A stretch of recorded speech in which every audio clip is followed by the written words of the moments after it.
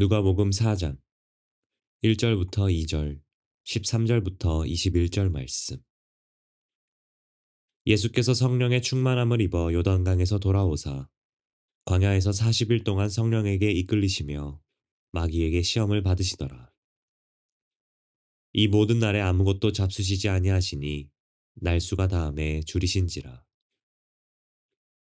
마귀가 모든 시험을 다한 후에 얼마 동안 떠나니라. 예수께서 성령의 능력으로 갈릴리에 돌아가시니 그 소문이 사방에 퍼졌고 친히 그 여러 회당에서 가르치심에 뭇 사람에게 칭송을 받으시더라.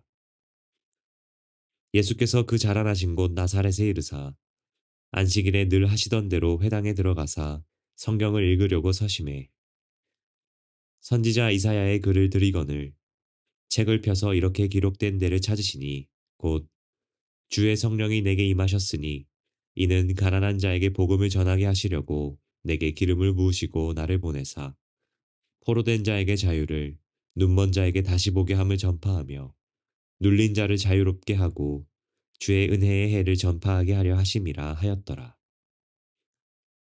책을 덮어 그 맡은 자에게 주시고 앉으시니 회당에 있는 자들이 다 주목하여 보더라. 이에 예수께서 그들에게 말씀하시되 이 글이 오늘 너희 귀에 응하였느니라 하시니. 이제 욤키푸르의 마지막 시간 6번째 부분을 말씀드리려고 합니다. 신약 시대의 욤키푸르에 대한 기록 혹은 예수님과 욤키푸르라는 제목으로 여러분에게 말씀을 전해드리려고 합니다. 누가복음 4장을 읽어보면 예수님에 대한 이야기가 나오는데 예수님의 40일 금식과 그리고 이 욤키푸르 대속죄일과 연관된 이야기가 있는 것을 보고 우리는 깜짝 놀라게 되어집니다. 누가복음 4장 1절 2절에 보면 예수께서 성령의 충만함을 받고 요단강에서 돌아오사 광야에서 40일 동안 성령에게 이끌리시며 마귀에게 시험을 받으시더라. 이 모든 날에 아무것도 잡수시지 아니하시니 날수가 다함에 줄이신지라. 40일 금식하셨죠. 그 다음을 읽어보면 언제 40일 금식을 하시는지에 대한 이야기를 우리가 알 수가 있습니다. 누가복음 4장 13절부터 19절 보니까 마귀가 모든 시험을 다한 후에 얼마 동안 떠나니라. 예수께서 성령의 권능으로 갈릴리에 돌아가시니 40일 금식하고 돌아간 곳이 갈릴리라는 거예요. 그 소문이 사방에 퍼졌고 친히 여러 회당에서 가르치심에 무 사람에게 칭송을 받으시더라. 40일 금식 이후에 회당마다 다니면서 말씀을 전한 이야기를 하는데 그중에 한 가지 특징적인 이야기를 들려주고 있습니다.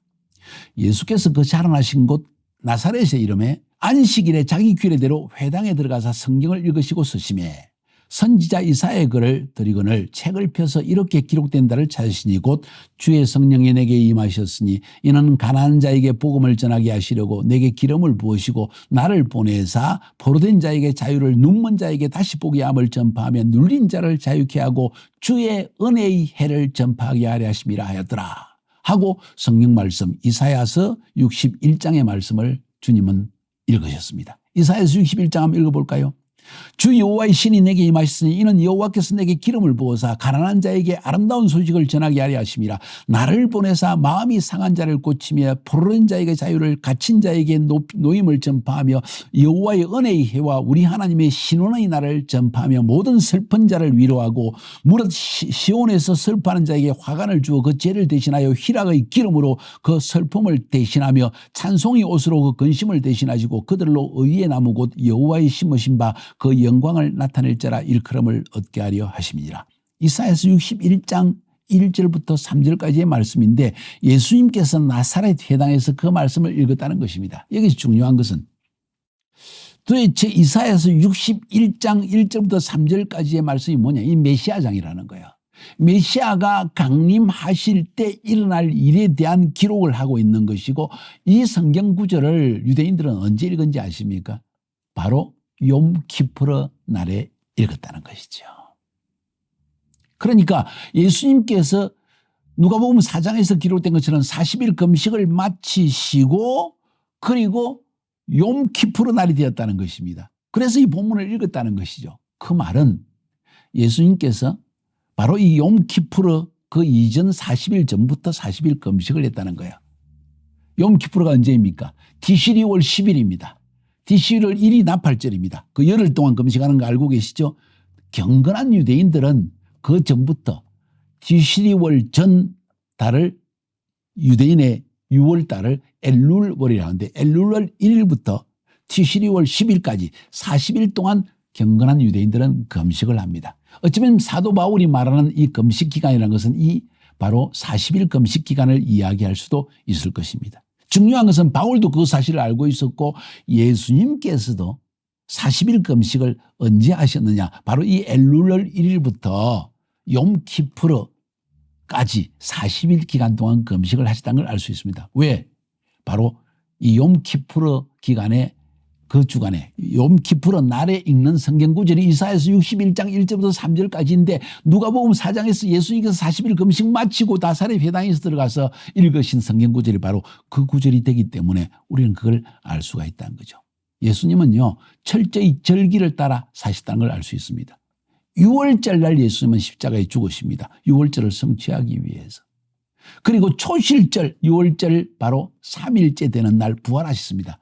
바로 부활의 첫 열매로서 우리에게 예언의 성취를 위해서 초실절의 성취를 위해서 6월절의 성취를 위해서 십자가에서 6월절에 죽으시고 초실절의 성취를 위해서 3일 만에 부활하시고 사랑하는 여러분 예수님의 생애 자체가 철저히 절기를 따라 생활하는 걸 알 수 있죠.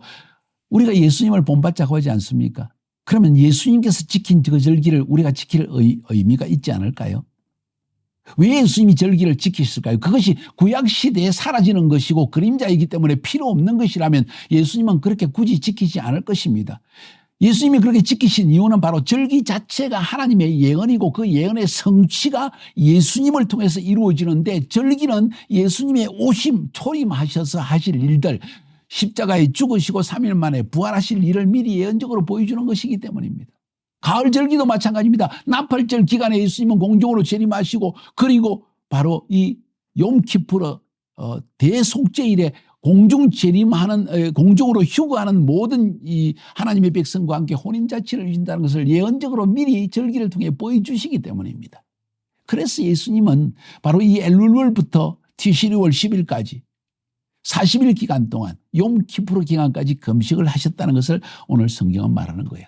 누가복음 4장 20절 21절에 보니까 책을 덮어 그 맡은 자에게 주시고 책을 덮었다. 내일라 생명책을 덮어버리는 이야기를 지난 시간에 배웠죠.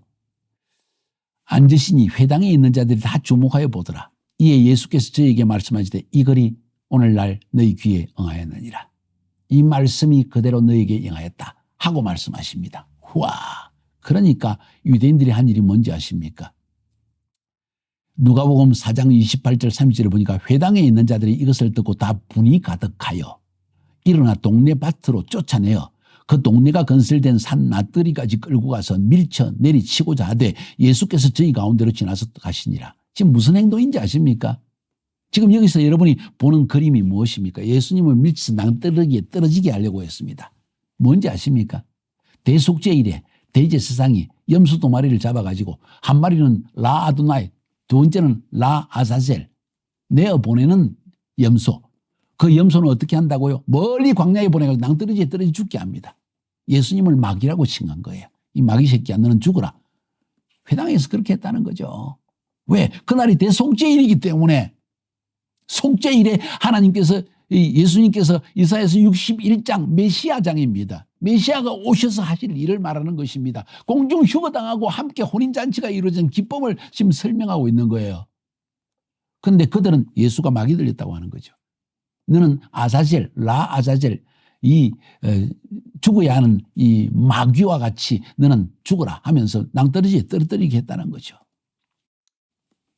누가복음 4장 3절에 예수께서 저희 가운데로 지나서 가시니라. 누가복음 4장은 우리에게 엄청나게 많은 예언적인 부분을 우리에게 들려주고 구약시대 하나님 보이신 욤키프르의 사건들을 우리에게 설명해 주는 중요한 근거가 되는 말씀이라는 걸 우리가 알 수 있는 것입니다. 이 희년 때 다시 말해서 그러니까 이사야서 61장은 희년에 선포하는 말씀이요. 그것은 특별히 욤키프르간 희년이 무엇입니까? 바로 50년째 되는 해 모든 종들을 히브리 종들을 자유케 하고 모든 빚을 탕감해 주는 가장 큰 안식일입니다. 희년. 그죠? 주빌리 영어로 그렇게 하죠. 희년이라고 하죠. 그 희년에 읽는 성경 구절이 바로 이것이었다는 거죠. 그 희년은 언제 선포하느냐? 바로 이 욤키푸르 날에 희년을 선포한다는 거예요. 이게 50년째 종을 자유케 하고 빚을 탕감한 그 희년, Year of Jubilee, 희년이 다가왔을 때 희년 선포를 언제 하느냐? 바로 이 욤키푸르 대속죄일이 한다는 거죠. 그 대속죄일이 주님이 오셔가지고 나사렛 회당에서 이 선포를 하시니까 화가 나가지고 네가 메시아냐? 하고 마귀를 아사셀 염소를 낭떠러지에 떨어져 죽게 하듯이 예수님을 죽게 하려고 했다는 것이죠. 그런데 그분은 우리의 죄를 완전한 속죄를 주시기 위해서 오신 메시아였다는 사실이에요. 히브리서 9장 24절 28절에 그리스도께서 참 것의 그림자인 손으로 만든 성소에 들어가지 아니하시고 오직 참 하늘에 들어가사 이제 우리를 위하여 하나님 앞에 나타나시고 대제사장이 해마다 다른 것의 피로서 성소에 들어가는 것 같이 대속죄일에 욤키푸르에 자주 자기를 드리려고 아니하실지니 그리하면 그가 세상을 창조할 때부터 자주 고난을 받아서야 할 것이로되 매년 주님이 고난당하느냐 아니란 거죠. 이제 자기를 단번에 제사로 드려 죄를 없게 하시려고 세상 끝에 나타나셨느니라. 언제? 욤키푸르 시즌에.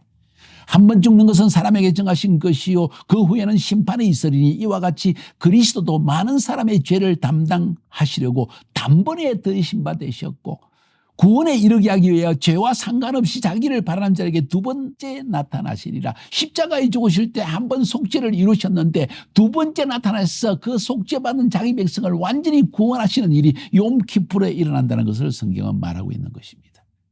이 예수님께서 신랑으로 오셔서 공중으로 재림하시고 신부된 우리를 끌어올려 주실 것입니다. 이것은 비유적으로 이야기하면 마치 혼인잔치에 비유할 수 있는데 여러분 나팔절을 혼인잔치의 날이라고 여러분에게 말씀을 드렸죠.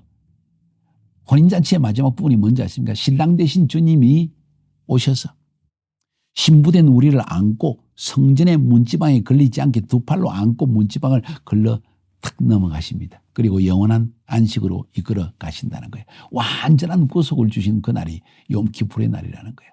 그러나 땅에서는 심판이 주어질 것입니다. 사랑하는 여러분, 그러므로 이 욤키푸르 기간에 이 기간이 어떤 날인지 이 날이 어떤 날인지를 아는 것이 얼마나 중요한지 모릅니다.